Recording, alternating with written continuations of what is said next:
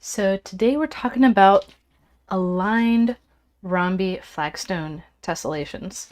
And we're going to be working on a triangle grid on a square. I've got a 24-fold triangle grid on a square today. And this is really going to be familiar from the hexagons and triangles video from 2 weeks back. It's got the 120, 60, 120, 60 vertex repeated everywhere, and it's repeated super densely, so we get a nice practice piece with not terribly much effort. So again, this is going to feed into future, well, the next lesson is going to be in 2 weeks. It's probably going to be a bonus video I'll post next Tuesday. I'm going to be traveling at that time, so who knows. And the next lesson is going to be having those same rhombi, but chevron instead of aligned. And this is because I was asked to do a tutorial for cubes, this flagstone, and I figured out that it's a combination of just rhombi, the aligned rhombi, and chevron rhombi. So I'm teaching those three and leaving it for you to figure out how to fold this broader structure.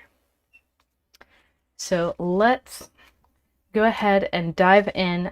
We're going to start by folding a rhombus twist, and to be honest, I'm not sure which orientation is going to work out the best. So I'm going to take the center point here, and I'm going to somewhat arbitrarily choose to have my my lines in this orientation. Somewhat arbitrary, but here we go. And this is the center point of the grid. Again, I'm on a 24-fold triangle grid on a square. And I'll start by setting up this first rhombus twist.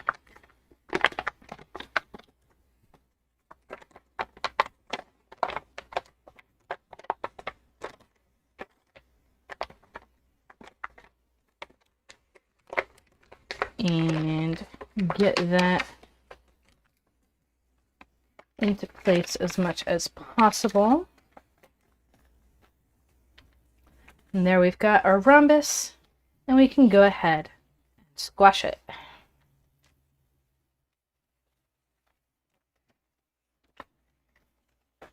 So from here, I'm going to need to have the next rhombi right up next to this one.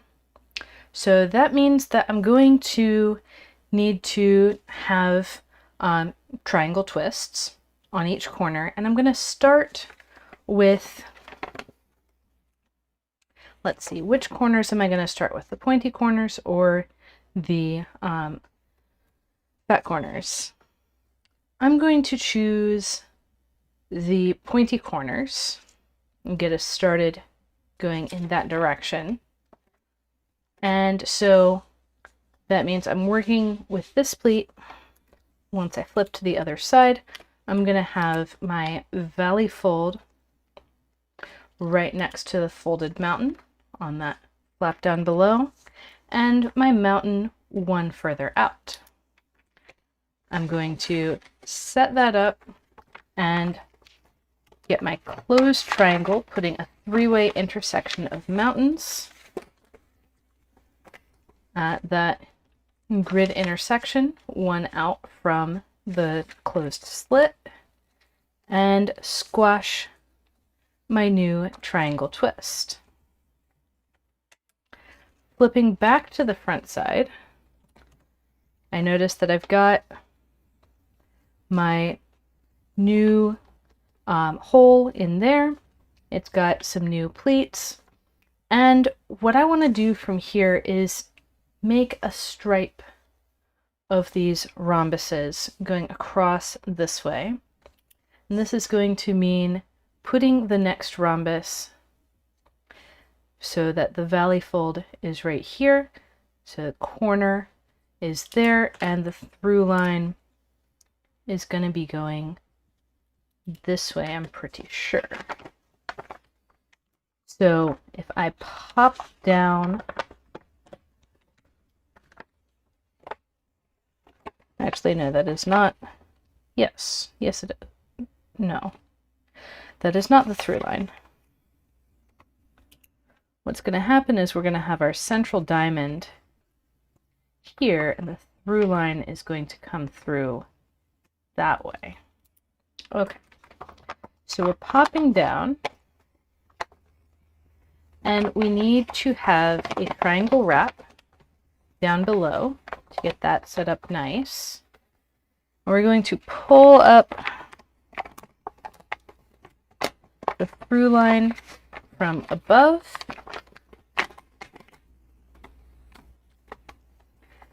and get our new pleat around the central diamond, and we can squash this new twist. And when we flip over, so flipping from left to right, we have this three-way intersection that we can squash. And I'm going to repeat the process of adding a new triangle on the top. So my valley is going to be along this folded mountain, the mountain one spacing further.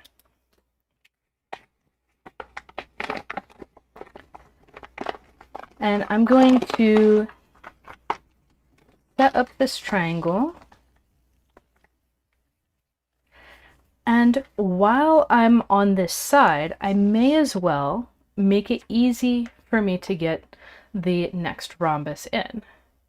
So what I'm going to do, I've noticed there's a regularity in the pattern where I'm going to end up with these rectangle holes in the back of the rhombus, and these triangles are going to touch corners. So I can go ahead and set up the triangle wrap. So I took this pleat that was along the central slit, and I'm bringing up a new fold, creating that single wide tube. I'm going to let that fold over flat, and if I'm advanced, I'm also going to set up that next pleat. It's going to come right down to the pocket there, and flipping over, and I did flip over the opposite way this time, I'm going to bring up the through line and the new diagonal, and there's another twist.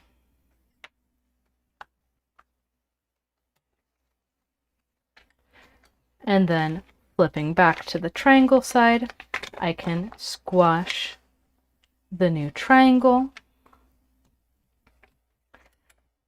add a new one on top. So this is going to get really repetitive along the line, and then I'll set up the next one.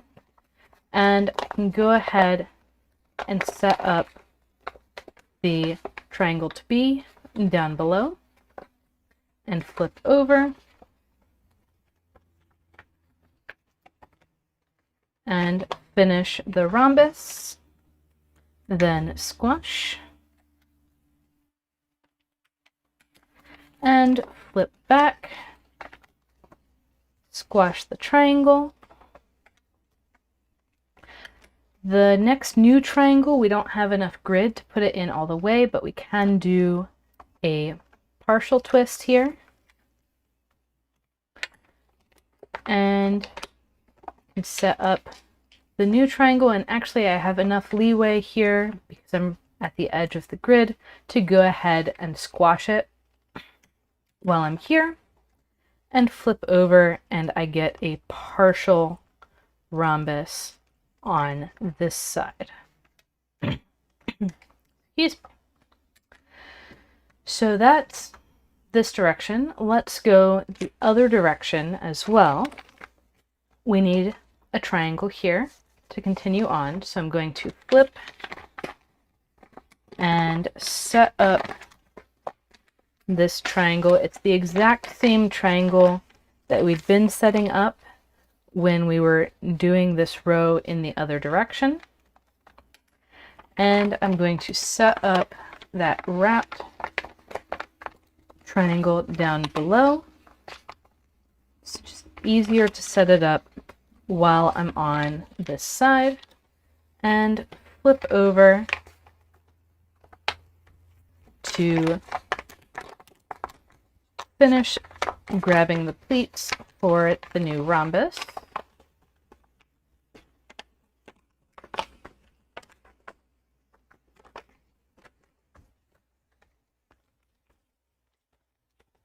And I'm making sure every time that I flip that all of my pleats are firmly in place. I don't want anything getting loose on me. And flipping over, I'm going to squash that triangle, set up a new triangle, and welcome Angelica, welcome Merakai. I'm not sure how to pronounce your name. And we're gonna set up that wrap on this side and flip to set up the rhombus. And we're just repeating this move over and over until we finish the row, which is why I'm moving quickly here.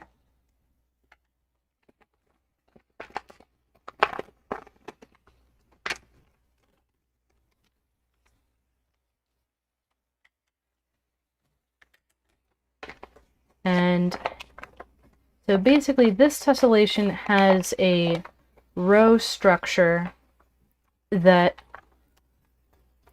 you then repeat it out row by row instead of loops around the center like the ones we've been doing so far in the Flagstone series, and really in most of everything that I teach. So this has this is partly due to the symmetry style of this tessellation and partly due to the twists involved. So we've just got the rhombi, and these triangles on the back, you'll see when we add the next row, are going to have, excuse me, I'm going to have 4 pleats coming into them. So we're going to split the free edge of each triangle. And so they're functionally acting as rhombi as well. And we get a partial rhombus on this last repeat. And I'm going to flip over to deal with this triangle yet. Okay. We can also get a little partial triangle over here. So what we're going to do from here is basically go through and split each of these pleats. So I'm going and tapping. So the mountain was going down this way, and I'm splitting it and laying down on top. And this creates a 3D pocket that I'm going to fill by splitting the pleat below. So notice when I split the pleat below, I'm also running that vertical up into the pocket. I want to make sure that I'm running the new mountain and valley folds all the way out to the edge. These are going to stay kind of 3D until I get through the whole row.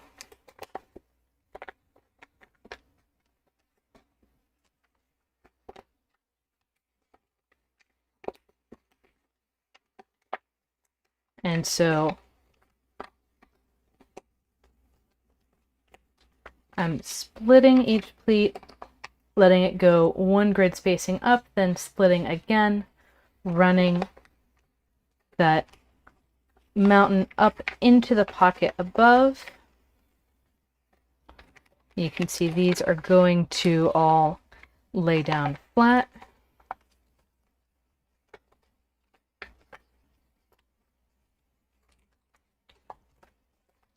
Now that I have all of them in place. Okay, so that's stage 1. And then stage 2 of adding a new row. Okay, so Merake would be the pronunciation. I'm looking at the comments section. So stage 2 is going to be, we've got our central diamonds sitting on top, and we're going to set that up.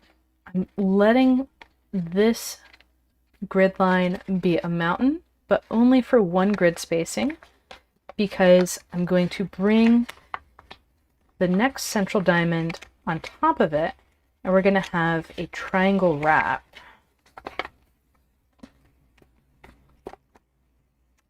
And it's a bit easier to see when we have the full twist. And yeah, this one is a lot easier than the square flagstone, or really most of the other ones that we've seen. The second square method is fairly straightforward also.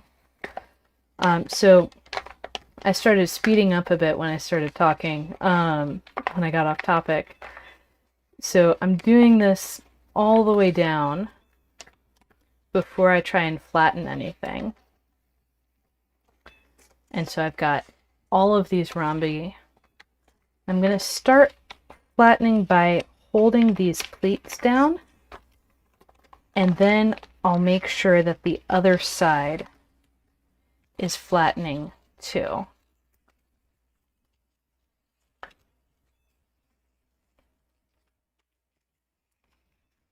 And from here, I'm going to puff each twist up a bit.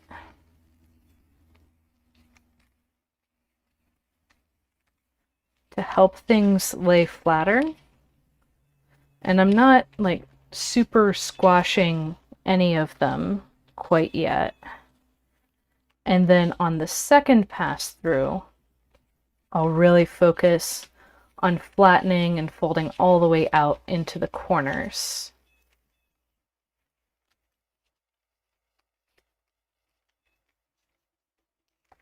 And the third pass is with the bone folder.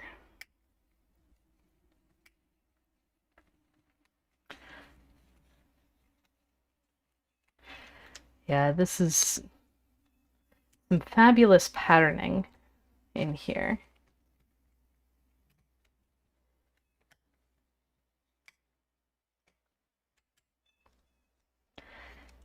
And flipping over to the side with all of these triangle wraps, I'm going to start at the top of the stairs.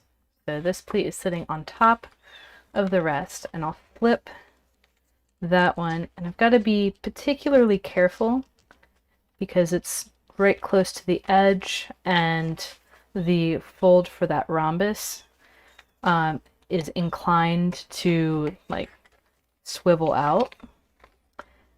But once I get further into the paper, it's a matter of flip, squash, flip, squash, flip, squash.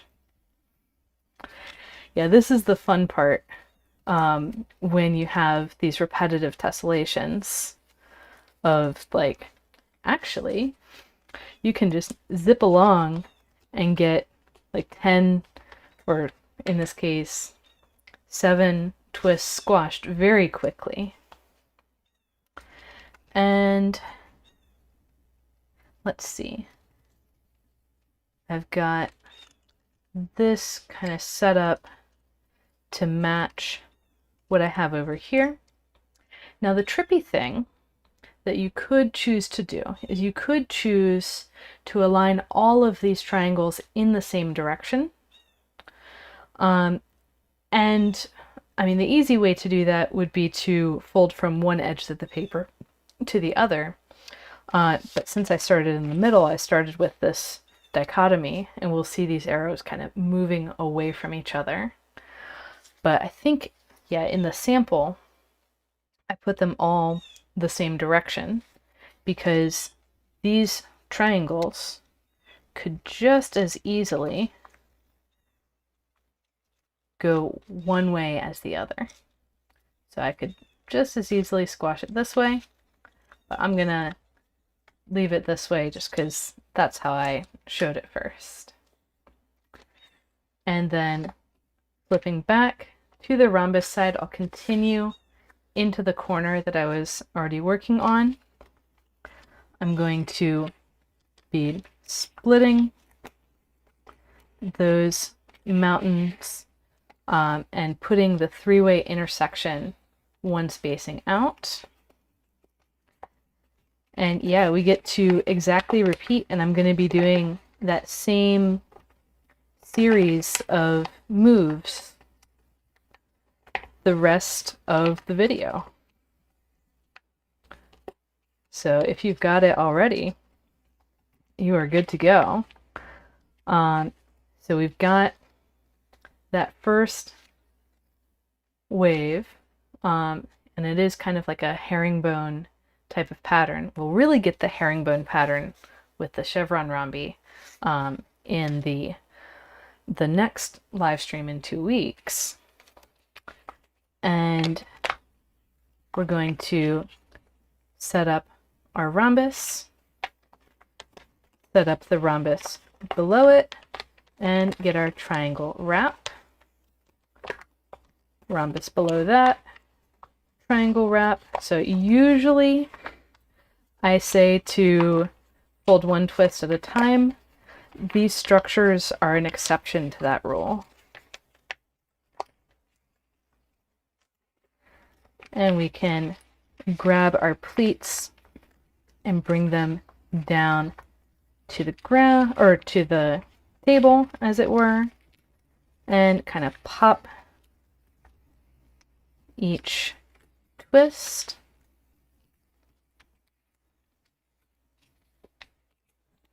And then go back through and get them flatter.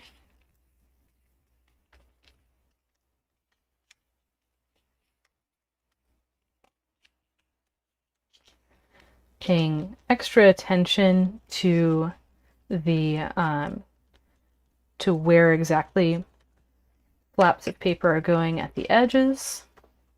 And I threw in a partial twist there right at the edge. And then I can go in with my bone folder and fully flatten everything. And then I'll flip the paper over, starting at the top of the stairs, squash my twists. And I can wait to use the bone folder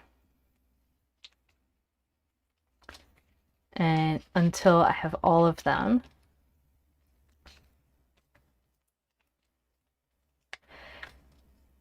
And yeah, so the triangle wrap is really great for just going boom, boom, boom, boom, boom, and squashing your twists. It's kind of miraculous that it works, actually. And so that'll most often show up in structures with all triangles and structures, or I should say the being able to go boom, boom, boom, will show up in structures with all triangles and structures with all rhombi. So we've got that first round of, I guess, pleat mitigation. And then for the second round,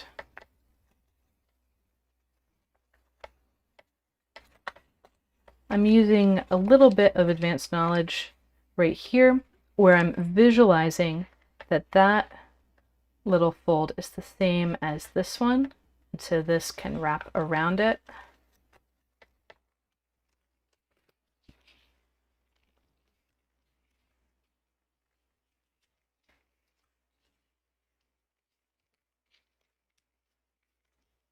And we're going to get a partial twist down below. I'm just going to, make sure that that one's nice before I go into the partial.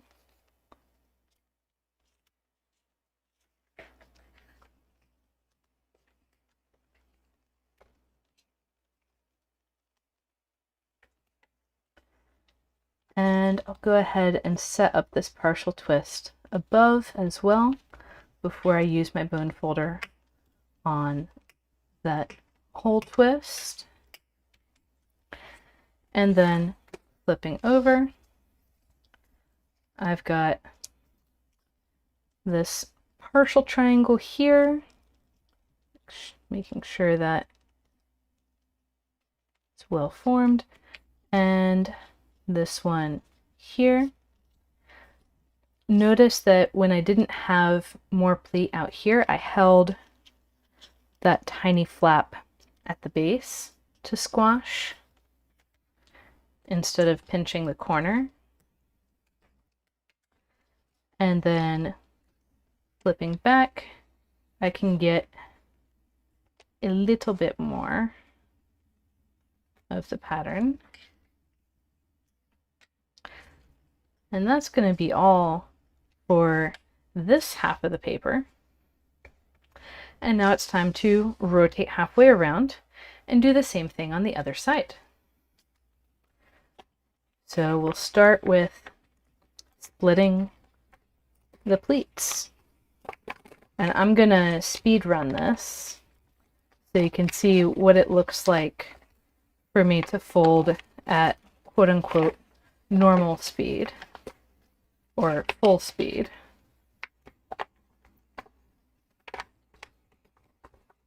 Because we have seen every single step of this already.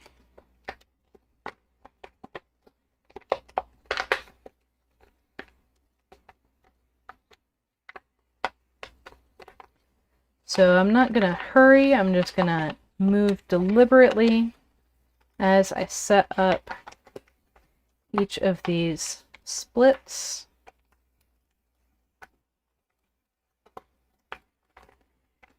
And once I've got them all, then I can lay everything nice and flat. Then up here, I've got my rhombus that I set up, and then the rhombus below, and I get a triangle wrap around there. And that will not lay flat until I get the rest of them too. So I'll go ahead and work on those.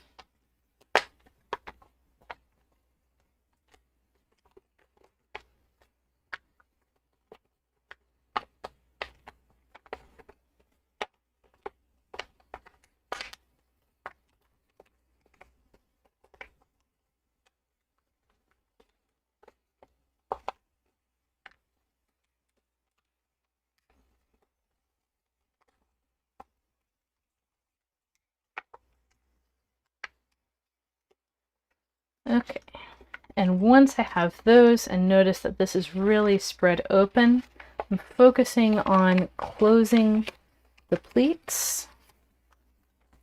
So those lay flat, and I'm going to bring that in to the twists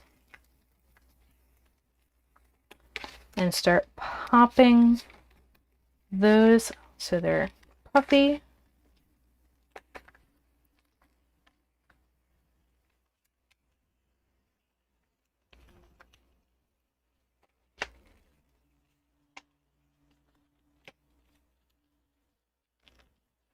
And again, paying the most attention to the ones closest to the edge because those are more liable to have something pop out on you.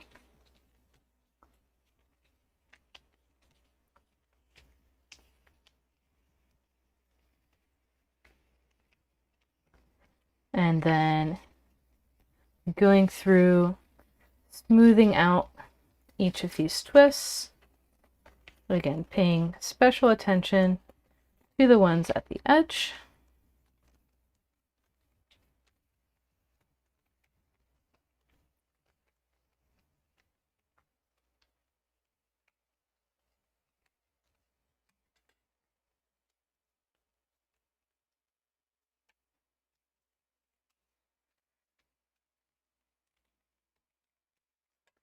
And then I can flip over and have fun with these triangle twists that I'm just flipping the pleat over and splashing the twist and zooming on through.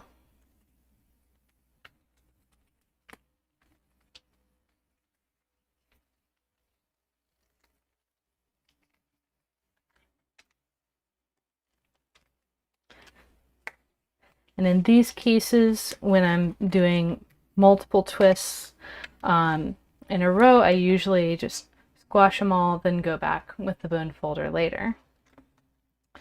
And flipping over, I'll pop my pleats.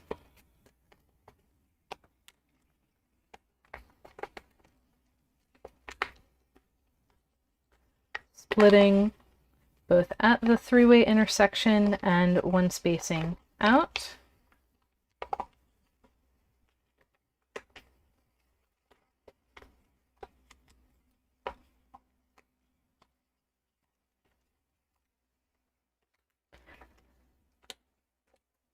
And then I can lay all of those down.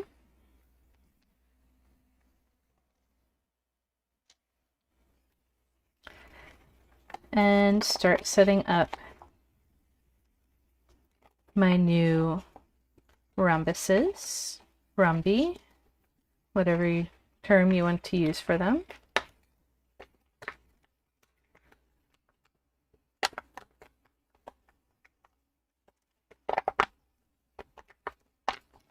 What I'm doing is I'm reaching from underneath to poke up just enough to get that wrap in place.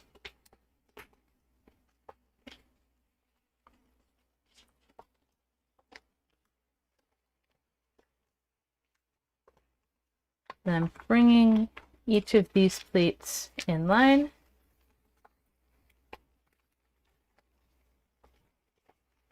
And then puffing up, or puffing out, I suppose, these rhombi.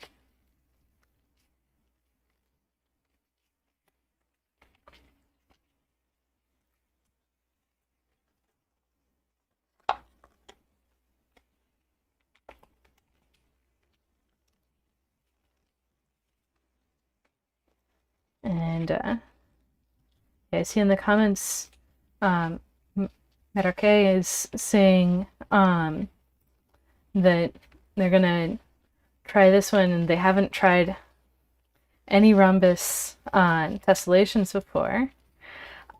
I would recommend trying out the rhombus weave, and I have videos on on rhombus twists, I'll make sure to drop a link to at least one of those. Actually, the one on alternating rhombuses as well as the one on rhombus twists would be helpful in for precursors to this if you aren't familiar with rhombus twists at all. So yeah, here we go. And I mean, that said, you can totally try this one, see how it goes. But what a lot of my students say is the rhombus twist is one of the harder ones to locate if you're not familiar with it already. And so I've got the triangles that have been set up on the back. And I can do this partial one here as well.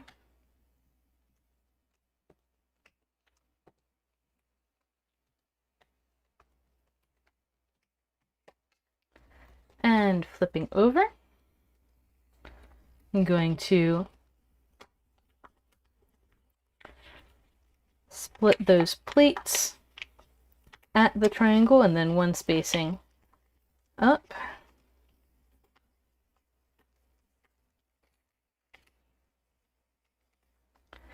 And then from there, set up the next row of rhombi.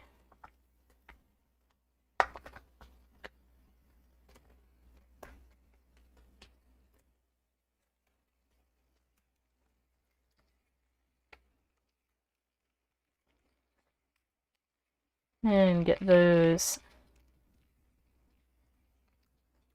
kind of settled.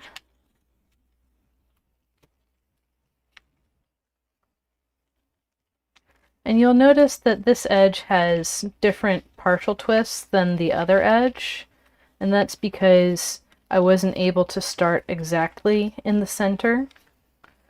So we've got some slight differences with the partial twists on the edges, and that is to be expected. And flipping over, I can squash the next 2 and is this even a half? Right around a half. Triangle twists. And flipping over, going to set up my pleats, and then I get a partial rhombus right here. If I can get, there we go, the pleats to cooperate. And that's all. That's everything.